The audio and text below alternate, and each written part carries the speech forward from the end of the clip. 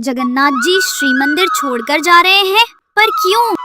बंगाल में एक भक्त रहते थे, रामदास। उनका नियम था कि हर एकादशी पर वे पैदल बंगाल से जगन्नाथपुरी जाया करते थे। वहां जाकर वे सुबह समुद्र में स्नान करते, महाप्रसाद पाते और फिर रात को शयन आरती के बाद मंदिर के बाहर बैठकर कीर्तन करते। महाप्रभु जगन्नाथ जी उनसे बहुत प्रसन्न रहते थे और उन्हें अपार प्रेम करते थे। धीरे धीरे समय बीता और रामदास वृद्ध होने लगे। अब उनके शरीर में पहले जैसा बल नहीं रहा, लेकिन उन्होंने अपना नियम नहीं छोड़ा। उनका मन अब भी वही था, भक्ति में अटल। महाप्रभु जगन्नाथ जी को उस पर दया आ गई। जब अगली एकादशी पर रामदासपुरी पहुँचे और कीर्तन कर रहे थे, उन्होंने नेत्र बंद किए हुए प्रभु का ध्यान लगाया।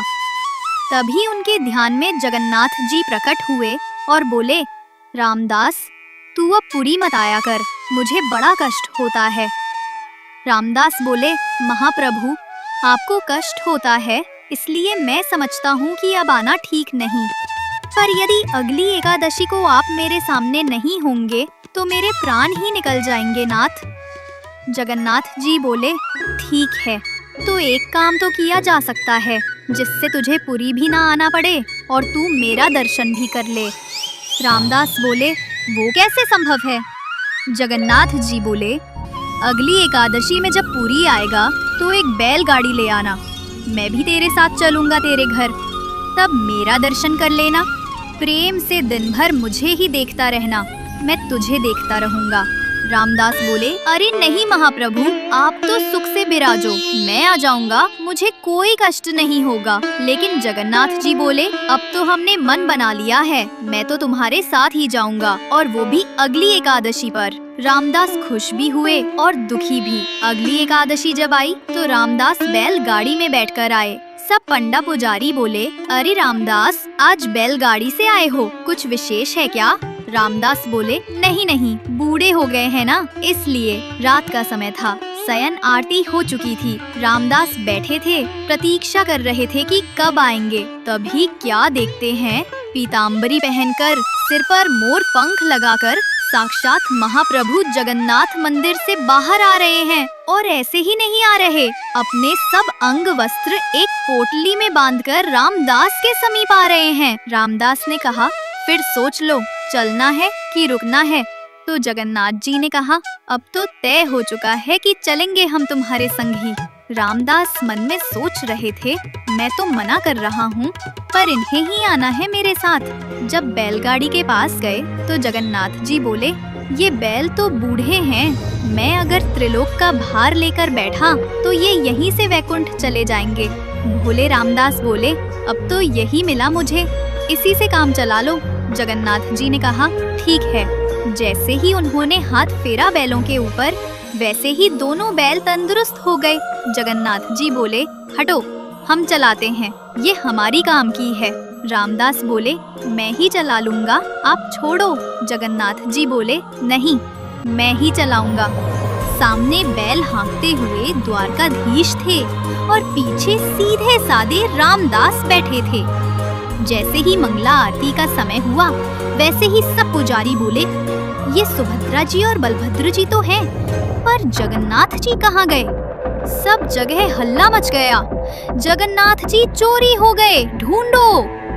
सबका शक गया रामदास के ऊपर, क्योंकि रामदास ही वहाँ रात भर रहते थे। जगन्नाथ जी को पता चल गया था कि सब पंडा पुजारी रामदास के पास आ रहे हैं। वो अभी पुरी की सीमा से बाहर नहीं गए थे। तो जगन्नाथ जी ने कहा, रामदास, तुम मुझे कहीं छिपा दो, सब पंडा पुजारी आ रहे हैं तुम्हारे पास। पास में ही एक तालाब था, उसके पीछे एक गुफा जैसी बनी थी। तो रामदास ने जगन्नाथ जी को वहीं छिपा दिया, लेकिन उनकी पीताम्बरी का एक कोना बैलगाड़ी में रह गया।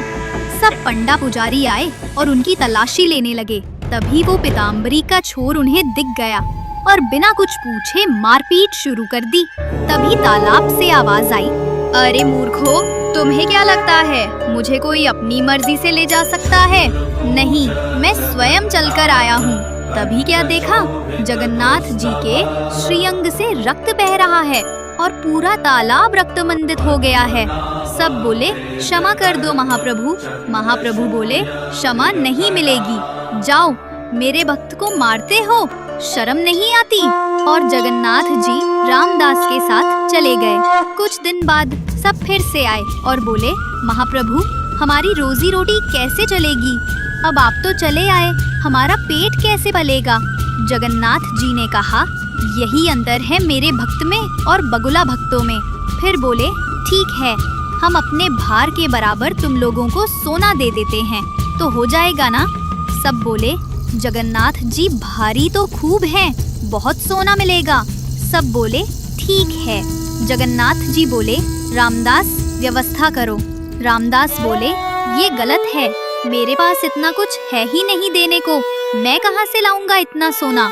जगन्नाथ जी बोले तुम्हारी पत्नी की नाक पर एक सोने का किल है, वो ले आओ और एक तुलसी का पत्ता ले आओ, बाकी हम दिखाते हैं, आखिर हम भी परमात्मा हैं। जैसे ही नापा गया तो उस किल से भी कम भार के महाप्रभु हो गए और सब पंडा पुजारी से बोले जाओ ले लो अपनी जिंदगी, धन चाहिए ना तुम्हें? अब उन पुजारियों के पास कुछ कहने का मुंह न रहा।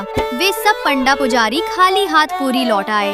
भगवान को कोई बांध नहीं सकता, पर प्रेम के वश में आकर वे स्वयं बंध जाते हैं। जय जगन्नाथ।